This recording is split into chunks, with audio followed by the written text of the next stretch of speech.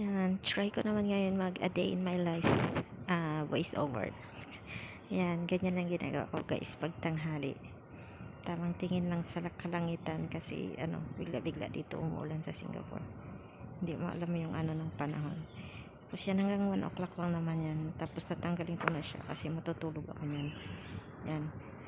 Nagtanggal ako niyan kanina kasi hinian niya ni Lula ang baon ang kwarto namin dalawa.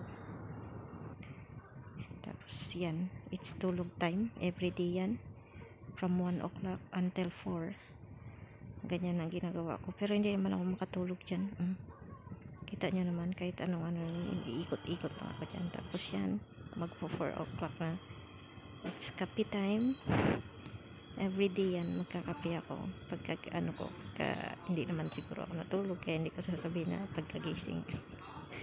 Minsan natutulog talaga ako pero nakakaya minsan kasi humilig kasi ako natulog.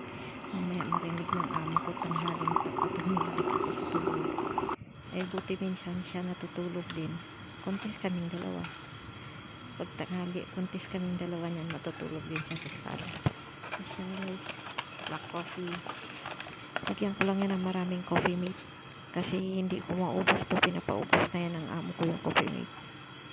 Ayan. Malapit na kasi mag-expire dyan.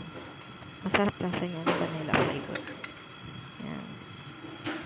Kape now. Tapos mamayang gabi hanggang 1:00 dilat yung mata ko. Yan. Diba?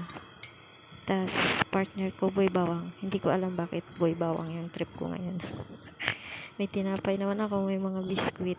Pero trip ko kumain ng boy bawang. Tapos yan, nakahanda na yung mga lulutuin ko. Gusto ko kasi lahat nakaayos bago ako magluto. Kahit mga bawang nakahiwa na lahat. Para tapon na lang sa kawali. Yan. Tapos ito yung sabaw namin. Paluto na rin yan. 2 hours siya na pagpapakulo. Yan. Gusto nila malambot na malambot. Thank you for watching.